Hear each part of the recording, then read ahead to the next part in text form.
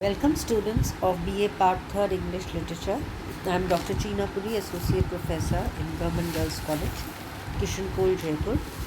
And we begin this new session 2020-21 again on the mode of videos and online e-content.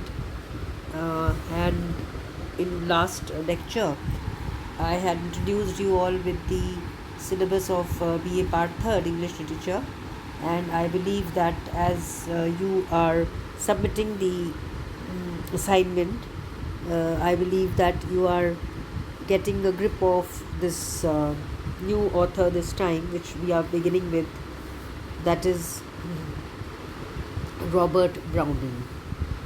So, already I have given you the poem you need to read, which is prescribed in your course.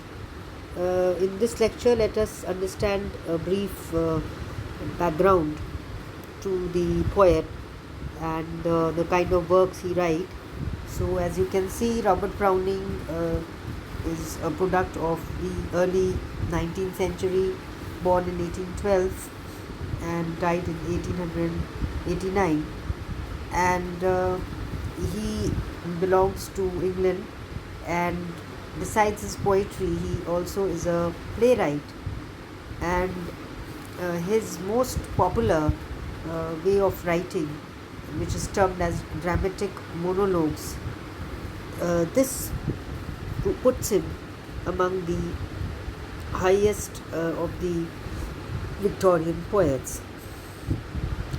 So his poetry is also characterized by the presence of irony and the typical way that he creates his characters in these dramatic monologues, as well as the social commentary and the historical settings which he uses for his dramatic monologues, and the challenging vocabulary and syntax which are noteworthy in poetry of Robert Browning. And he married Elizabeth Barrett Browning, who was also a poet, and his education basically is from University College London. So what are the important works by Robert Browning? So as I've already mentioned that he was an expert for writing dramatic monologues, which were of a dramatic nature. Also at the same time they were philosophical and metaphysical in tone.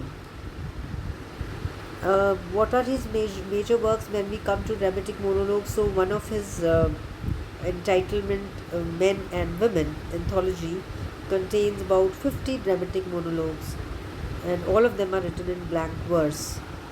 So what is basically the theme of these dramatic monologues? So most of them symbolize the moral crisis in the soul of the characters which he depicts, and through them Browning is probably hinting at or pointing at the social political arena of his times during the early 19th century.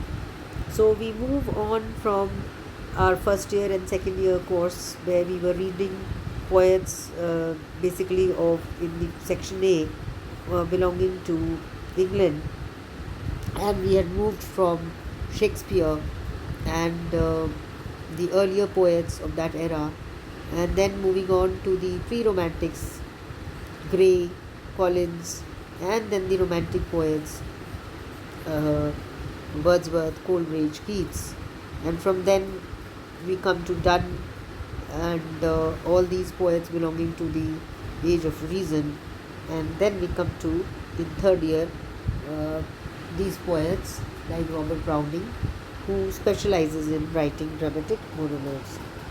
So, what was his purpose by creating these dramatic monologues? He wanted to expose the human mind and heart, and he found uh, in some of his poetry for, became the mode or the medium to convey this human psychology.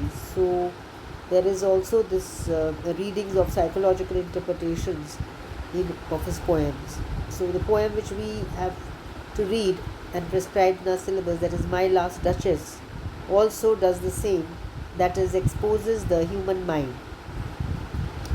Rabbi Ben Ezra, some other of his important dramatic monologues, Andrea del Sato, Fra Lippo Lippi, A Grammarian's Funeral, and Porphyra's Lover are also some of the other important works by Robert Browning. So we have been talking about this genre called dramatic monologue. So what does it mean? So basically now the word dramatic comes from drama, where there is some kind of an action in the form of a crisis, the beginning and the high point of a drama, and then there is this resolution and the fall. And monologue here, because in a drama you find many characters, but a monologue is not different from dialogue, because only one person is speaking. But why is it dramatic monologue? We'll soon find what are the other characteristics of this genre, dramatic monologue, because you're going to get a question about what is dramatic monologue, explain it with reference to the poems in prescribed syllabus of Robert Browning. So these are some of the characteristic features of a dramatic monologue, that it's a poem having a speaker and a silent listener or listeners, which may be called dramatic monologue. And the speaker reveals his thoughts in front of these silent listeners, and the listener remains silent all throughout the poem. There's no retort back or reply of the listener, but we can guess the presence from what the speaker is saying. He may be addressing to that person in a way, like even in Dryden's poems, we find that he has a very startling beginning, and he is talking in front of some other character who is silent. The speaker's utterance is a response to an occasion or event of crucial importance in his life. So it's not an ordinary thing, but something very crucial that has happened in the life of this persona, the main protagonist of this dramatic monologue. So these are some important features, and we are going to study how this is a general dramatic monologue and how Robert Browning's dramatic monologue appeared.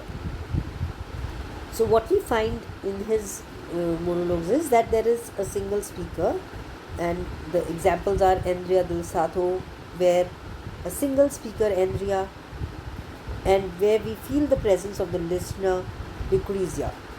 In Last Duchess, which we are going to read, the Duke, who is in a historical period of 16th century Italy, he is a nobleman, the Duke, he is a speaker, and the only silent listener is the emissary who has come to him to negotiate for his second marriage with the Count's, his daughter. So he is recreating an era of 16th century Italy, where the Duke is talking to this person who has brought a relation for his second marriage. And in Fra Lippo Lippi, Lippo speaks to several watchmen. So there could be one listener or there could be many listeners. But in My Last Duchess, we have only one speaker and one listener. And again in A Grammarian Funeral, a disciple means a student of the grammarian. A grammarian is a person who talks about the grammatical construction, speaks to the other members of the funeral party. In all these poems, we find a single speaker.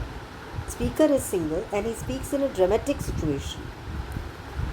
And these speakers are not actually to be identified as Browning himself. So Browning has created another persona to carry forward his narration in the dramatic monologue. And so they are mere characters. They are not the poet, but they are characters enacting, just as Hamlet or Macbeth are characters and not Shakespeare. So this is the way to explain that. Is the persona of the dramatic monologues Robert Browning? No. The persona are characters as in a drama like Hamlet or Macbeth, and they are not the writer Shakespeare. So another feature of the dramatic monologue of Browning is that they have an abrupt beginning, and which is very arresting, means it arrests your attention, it draws your attention. Like the poem My Last Duchess starts with a dramatic suddenness. That's my last duchess painted on the wall, looking as if she were alive. So, as if we also imagine that the painting is being hung on the wall, and we also are curious to know whose painting is it. So, the My Last Duchess, what is basically the theme, the summary of the poem? So, as I have already mentioned, that Browning had an inkling towards some historical events, and so in this poem also there is this Duke of Ferrara who lived in the 16th century, and he is the speaker of the poem, and he is telling the emissary who has come to negotiate the Duke's marriage. Because he has recently been widowed, and the painting on the wall is of the first wife, so to the daughter of another powerful family. So here we find that how this Duke is showing the visitor around his palace and stops before this portrait of the late Duchess, young and lovely girl, and he begins to remember about the portrait sessions, because it's a painting, a portrait about the Duchess, and he is thinking way to a diatribe on her disgraceful behavior. So a person had come to make her portrait. He claims that she flirted with everyone and did not appreciate his gift of 900 years old name. So he blamed her for this kind of flirtatious behavior. And as his monologue continues, the reader realizes with certainty that the Duke in fact caused the Duchess' early demise, which is hinting at her murder. When her behavior escalated, he gave commands. Then all smiles stopped together. So this command can be surmised as the command to kill the Duchess, because he caught her flirting, or he assumed that she was flirting. Having made this disclosure, this secret, the Duke returns to the business at hand, arranging for another marriage with another young girl. So as the Duke and the emissary leave the painting behind, the Duke points out other notable artworks in his collection. So this is very significant, and by looking at it from a perspective of feminism also, that how this Duchess had an ornamental value, and she because was not found faithful, the Duke ordered her to be killed. So this is the brief summary of the poem. We are going to look at the entire poem in full by reading it 3 times. I have already asked you to do that, and then we will move forward to discuss the poem line by line.